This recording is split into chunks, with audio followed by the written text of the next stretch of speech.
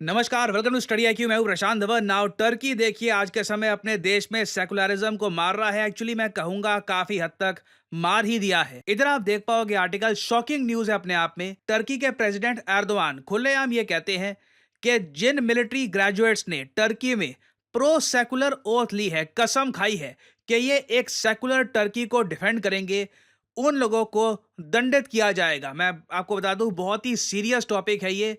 और अजीब बात देखिए, ज्यादातर दुनिया चुप है, इंक्लूडिंग इंडिया। ना यूएस इस पर कुछ कह रहा है ना इंडिया। और आप देखोगे इस पर बहुत सारे आर्टिकल्स पब्लिश हुए हैं कि एर्दोआन ने ओपनली उन स्टूडेंट्स को, उन मिलिट्री ग्रेजुएट्स को दंडित करने की बात कही है जो सेकुलरिज्म के नारे लगा रहे हैं। नाउ सेकुलरिज्म के अगेंस्ट क्यों है एर्दोआन? दुनिया में कितने सेकुलर देश हैं, ये मैं आपको बहुत ही ज्यादा सरल भाषा में समझाता हूं। नाउ यहाँ पे आप देख पाओगे एक बहुत ही important world map. I think मैं पहली बार आपको ये दिखा रहा हूँ। This is very interesting. जो भी लाल देश यहाँ पे आप देख रहे हो ना, ये वो देश है जो सेकुलर नहीं है। ये कंट्रीज कहती हैं कि इन कंट्रीज का एक स्टेट रिलीजन है। For example England. इंग्लैंड का एक स्टेट रिलीजन है। जी हाँ, कई लोग शॉक हो जाते हैं सुनकर। इंग्लैंड एक सेकुलर कंट्री नहीं है। इंग्लैंड का स्टेट रिलीजन है क्रिश्चियनिटी। सिमिलरली यहाँ पे आप देख पाओगे साउथ ईस्ट एशिया में कई कंट्रीज में, फॉर एग्जांपल श्रीलंका में आप अगर देखोगे तो श्रीलंका भी एक सेकुलर कंट्री नहीं है। और फिर ऑफ कोर्स यहाँ पे पाकिस्तान, अफगानिस्तान, ईरान, यहाँ पे इस्लाम है स्टेट रिलीजन। ये देश भी सेकुलर नहीं है। मगर मेजॉरिटी कंट्रीज जो दुनिया की हैं वो अपने संविधान में लिखती हैं कि ये सब देश सेकुलर है इन नेचर। हालांकि मुझे ये बोलना पड़ेगा, जो ये शब्द है ना सेकुलरिज्म, इसका एक अलग मतलब निकलता है वेस्ट में, पश्चिम में, और इंडिया में थोड़ा सा अलग मतलब है। वेस्ट में अगर हम देखें कनाडा, यूएस, यूरोप में, तो जब ये कहते हैं सेकुलर तो मतलब कि सरकार और रिलीजन बिल्कुल अलग अलग रहेंगे। रिलीजन की कोई भी इंटरफेरेंस नहीं होगी सरकार में। जबकि इंडिया में आप अगर देखो ना तो हमारे यहाँ ये कहना है कि सेकुलरिज्म का मतलब कि सब रिलीजन एक समान है, सब रिलीजन्स को सरकार इक्वल ट्रीटमेंट देगी। तो ये थोड़ा सा डिफरेंस है। बाकी ओवरऑल आप अगर बात करें सेकुलरिज्म के जो प्रिंसिपल्स हैं वो काफी हद तक इंडिया और वेस्ट में सेम ही है। आप एक बात नोट करिएगा, टर्की, यहाँ पे आपको दिख जाएगा ये देश टर्की, जो आज के समय इसराइल को काफी धमकियां दे रहा है, ओपनली कह रहा है कि एक इस्लामिक अलायंस बनानी होगी इसराइल के अगेंस्ट।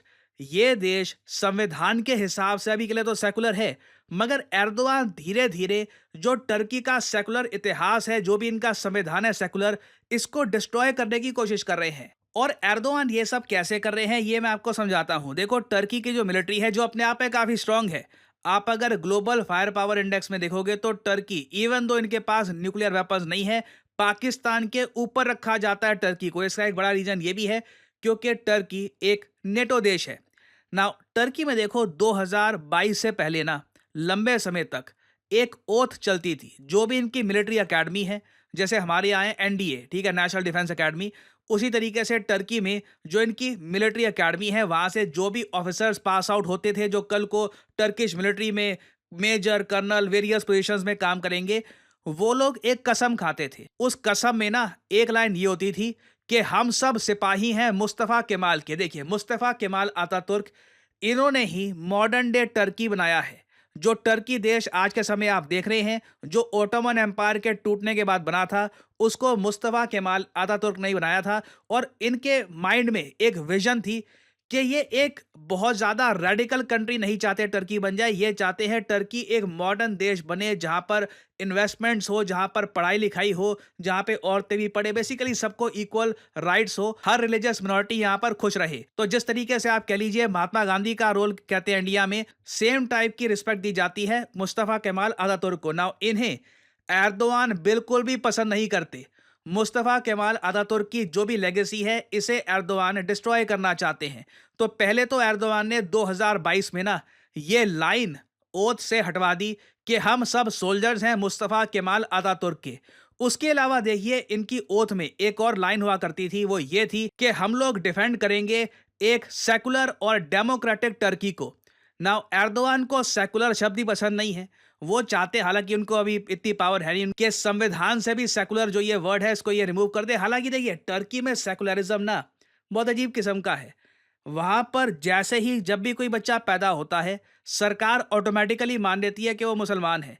बाद में वो गवर्नमेंट किसी ऑफिस में जाकर उसके पेरेंट्स बताते हैं कि देखिए, हम किसी रिलीजियस मिनॉरिटी से आते हैं, हम क्रिश्चियन हैं या ज्यू हैं, और फिर उसके हिसाब से जो बच्चे का रिलीजन है वो चेंज किया जाता है। नहीं तो अगर मान लीजिए टर्की में गली में किसी को कोई अनाथ बच्चा मिल गया, तो सरकार ऑटोमेटिकली एज्यूम करके चलेगी कि ये बच्चा एक मुस्लिम है। तो सेकुलरिज्म भी टर्की में थोड़ा सा आप कह लीजिए थोड़ा लूज टाइप का है। मगर एर्दोवान ने 2022 में टर्की की मिलिट्री से सेकुलरिज्म गायब करने के लिए जो इनकी कसम है, इसमें भी बड़े बदलाव किए, सेकुलरिज्म वर्ड हटा दिया। मगर देखिए, आज भी बहुत सारे जो यंग लोग हैं टर्की में, वो एर्दोवान के सामने लड़ना चाहते हैं। वो चाहते हैं कि एर्दोवान को बिल्कुल कंप्लीट पावर ना मिल जाए, ये बिल्कुल डिक्टेटर ना बन जाए टर्की के, और टर्की एक टाइम पर जो मुस्तफा केमाल आतातुर्क की सोच के हिसाब से बनाया गया था, वही टर्की बना रहे। तो रिसेंटली क्या हुआ कि कई मिलिट्री पास आउट्स, इन्होंने अपनी सेरेमनी के बाद अलग से एक शपथ ली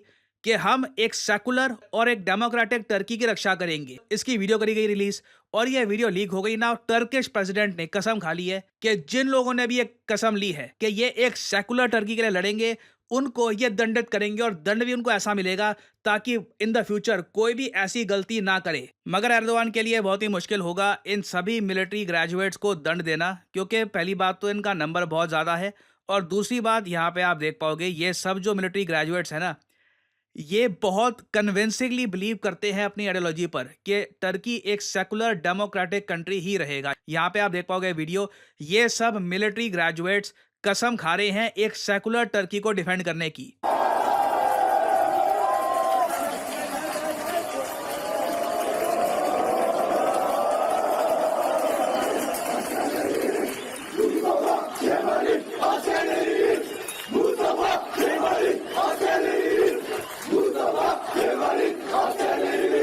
आप देखोगे बार बार ये मुस्तफ़ा केमाल अतातुर्क की बात कर रहे हैं, उनकी फोटो भी आपको दिख जाएगी बैकग्राउंड में। तो ये पावरफुल सीन्स हैं, और एर्दोवान जानते हैं कि ये अगर इन्होंने बर्दाश्त कर लिया तो फ्यूचर में जिस टाइप का एक डिक्टेटोरियल पावर वो चाहते हैं उनकी रहे टर्की में, और टर्की एक आप कह लीजिए काफ़ी रेडिकलाइज कंट्री बन जाए, वो नहीं हो पाएगी। And this is quite hopeful कि ऐसी मुझे सामने आ रही है, ऐसी वीडियो सामने आ रही है कि कई लोग हैं जो आज भी मुस्तफ़ा केमाल अतातुर्क के जो आइडियल्स थे, जो प्रिंसिपल्स थे, उन पर यकीन रखते हैं इन टर्की। और फाइनली आप लोगों से मैं एक सवाल पूछूंगा, बहुत ही इंटरेस्टिंग सवाल है। देखो, मान के चलो कि आर्टिफिशियल इंटेलिजेंस के पास कंट्रोल आ गया हमारे न्यूक्लियर वेपन्स का, कितने डरा देने वाली बात है। ऑब्वियसली न्यूक्लियर वेपन्स का कंट्रोल हमेशा ह्यूमन हैंड्स में ही होना चाहिए ना। इसी बात को लेकर एक एग्रीमेंट आज के समय बनाया गया है, इंटरनेशनल एग्रीमेंट, जहां पे कंट्री साइन कर रही हैं और ये कह रही हैं कि कभी भी हम आर्टिफिशियल इंटेलिजेंस के हाथों अपने न्यूक्लियर वेपन्स को जाने नहीं देंगे, क्योंकि एआई कब क्या कर दे पता नहीं। नाउ इस एग्रीमेंट को साइन करने से एक कंट्री ने मना कर दिया, कहा कि नहीं, हो सकता है कि कल को हम अपना खुद का जो बनाया हुआ एआई है उसको न्यूक्लियर वेपन्स भी दे दे। तो बताइए किस कंट्री ने हाल ही में इस एग्रीमेंट पर साइन करने से मना कर दिया। बहुत ही ज्यादा न्यूज में है ये टॉपिक।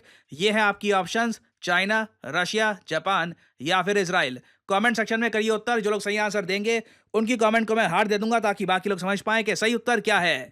और फाइनली यहाँ पर मैं ये भी ऐड कर दूं कि आज आखिरी दिन है स्टडी IQ के लॉन्ग टर्म यूपीएससी बैच में एनरोल करने का, क्योंकि आज के बाद से हम और बच्चों को एनरोल नहीं कर पाएंगे, क्योंकि कोर्स स्टार्ट हो चुका होगा। ऐसा तो है नहीं कि एक बार एक बैच स्टार्ट हो जाए तो आप आधे रास्ते में स्टूडेंट्स को कर रहे हो enrol, that is not possible.